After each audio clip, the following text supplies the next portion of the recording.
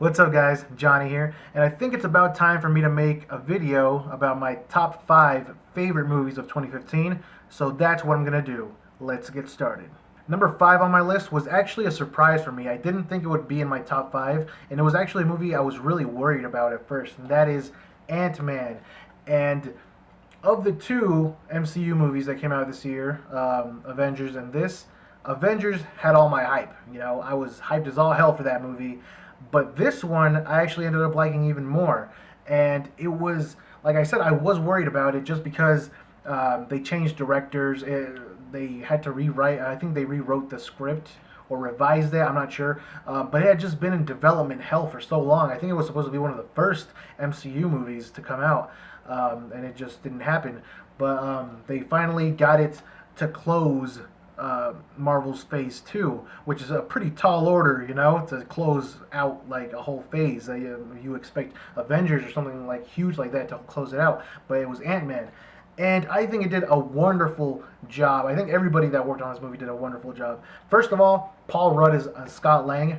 Perfect casting. Holy shit, because I love Paul Rudd, and he brought his signature comedy, just humor to the movie. But also, I think the breakout star in this movie was Luis, which is Scott Lang's friend, and his like story segments where he would just go on and start ranting about some like random the stories had a point, but he would never almost never get to them. It would be like a long ass story. Those are some of my favorite segments in the movie. I love those. Michael Douglas, Evangeline Lilly, everyone did such a fantastic job, and I just want to say Peyton Reed did a hell of a job directing this. I love how he handled the shrinking scenes. Like the first time he discovers like this power and he's in the bathroom and he shrinks down and you see the tile and stuff, everything has so much detail. And when he was like shrunk and he was interacting with ants and everything, those were some of my favorite parts in the movie. The ants actually played a bigger role than I was expecting, and I love that. So yeah, Ant-Man number 5, one of my favorites of this year. And I can't wait for Ant-Man and the Wasp, which is supposed to come out, I think, in 2018. So I'm really hyped for that. Number 4, I actually don't have the Blu-ray because it hasn't come out on Blu-ray yet. I think it was just last month that it came out in theaters, and that was Creed, starring Michael B. Jordan and Sylvester Stallone. Creed is kind of a spin-off, but at the same time a continuation of the Rocky story from the Rocky franchise. And I love Rocky. I've watched every single Rocky movie multiple times. And this one, although Rocky does appear in the movie and he is like a pretty important character, it doesn't revolve around him. The story is very much focused on Adonis Creed, who is Apollo Creed's son. So the movie is his story, and it can stand on its own. It's not tied down by Rocky. I was already pretty hyped for the movie, and not just because I'm a fan of Rocky, but also because I knew Ryan Coogler was directing it, and he directed the amazing Fruitvale Station. If you guys haven't seen that movie, it's fucking awesome. Michael B. Jordan also stars in that movie. So just to know these two guys were coming to work on Creed alongside Sylvester Stallone, I was hyped as all hell. But the movie turned out really well. I love all the characters. Michael B. Jordan and Sylvester Stallone both of them did amazing performances. And Ryan Coogler did such an amazing job with the city itself, like not just directing the characters, but the city feels like it has a personality to it. I don't know how to explain it, but it's something that I don't think was really, evident in the older Rocky movies. We were all focused on Rocky, but and he was in Philadelphia, but you didn't really like see much of the city. And this one, the city has a personality to it, which I really loved. But yeah, Creed, amazing movie. If you guys haven't seen it, you should definitely go check it out. It's probably still in theaters, and once it comes out on Blu-ray, I'm definitely getting it day one. I did not know what to expect from this next movie just because I hadn't seen the other movies in the series before. But it ended up being in my top 3 anyway, and that is Mad Max Fury Road, number 3 on my list.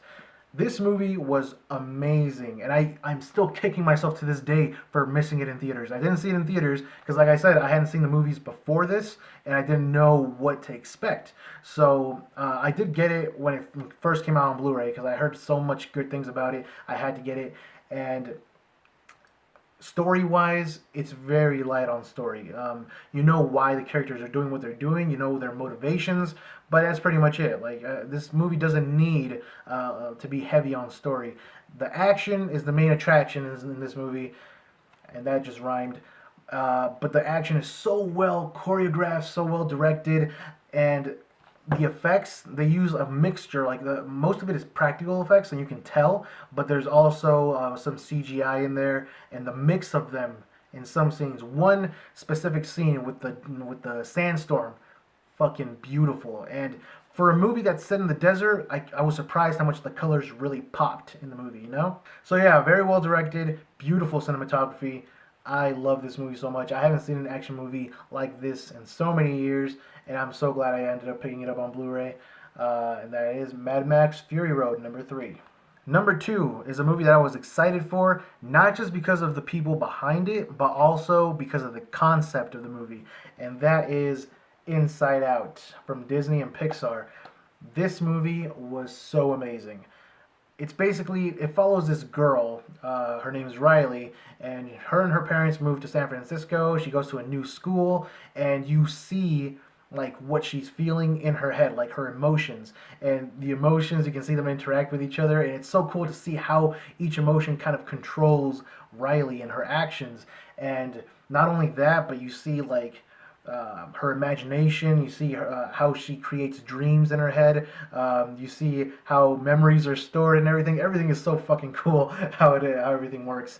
And it was just a gorgeous film too. Like the animation, everything, so good. There was one character in particular that I didn't even know was going to be in the movie, and I did do 2 reaction videos, I think, to 2 of the trailers, and I don't really remember the character being in the trailers, or if he was, he was there for a very short time, because I did honestly did not remember he was in any of the trailers. So it was a surprise for me, and he ended up having a pretty big role in the movie. If you guys have seen the movie, you know what I'm talking about, but I don't want to spoil it for everybody else.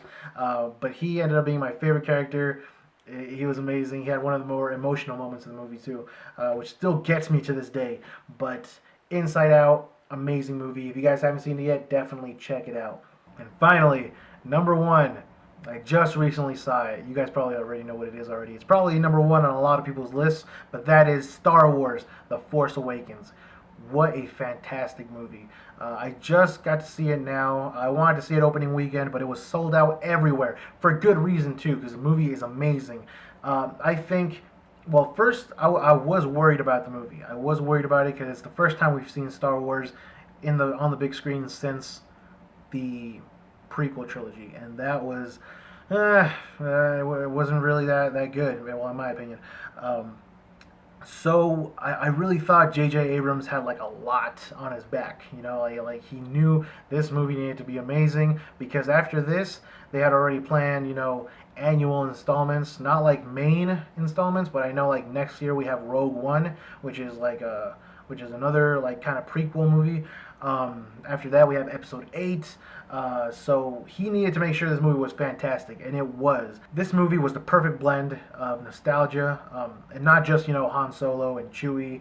It had a lot of throwbacks that I wasn't expecting, and also it had new characters, Rey, Finn, BB-8, which I loved just as much as the characters in the original trilogy, which is saying a lot. I was not expecting that, and just the dynamics between the characters, like, it feels natural, and it felt there was a lot of humor in the movie, which I wasn't expecting. I was really glad that the trailers didn't show too much of the movie, because I didn't watch like any that I remember, any TV spots or anything like that. I know I watched pretty much all the trailers, but they didn't reveal too much.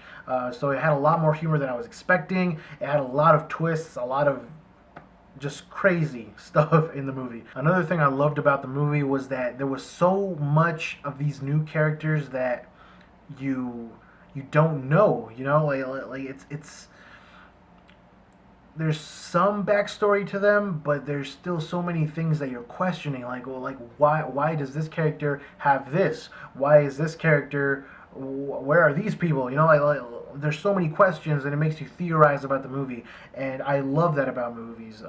Not a lot of movies do that now, but it makes you, after you watch the movie, the movie felt like a complete story, but at the same time, days later, you're still wondering about this character's past, or what happened during this time, and that's something I love. I know I just watched it recently. I know it was very recent that I watched it, so I haven't had time to process everything, and I'm still writing on, you know, the hype and stuff. So the the numbers might change, but at the moment, I really think Star Wars: The Force Awakens was my favorite movie of 2015, and I'm definitely probably gonna watch it again in theaters because I loved it so much. But yes, those were my top 5 favorite movies of 2015. I know everybody's opinions are different, so if you guys have your own top 5, feel free to write them in the comments. Or if you made your own video about like your favorite movies of 2015, link it below. You know, I'm interested in seeing what other people liked, because there were so many good movies in 2015, and it breaks my heart having to leave out things like Kingsman, which I love. That movie was fantastic, but you know, it's a top 5. Um, but yeah, 2015, great year for movies. It looks like 2016 is even more packed with movies that interest me, so it's going to be insane. But yeah. Anyways, I hope you guys are having a Merry Christmas. If you guys don't celebrate Christmas, then Happy Holidays. I hope you guys are just having a wonderful time. And just in case I don't see you guys before the end of the year, Happy New Year as well. And as always, thanks for watching, guys. I'll see you guys next time.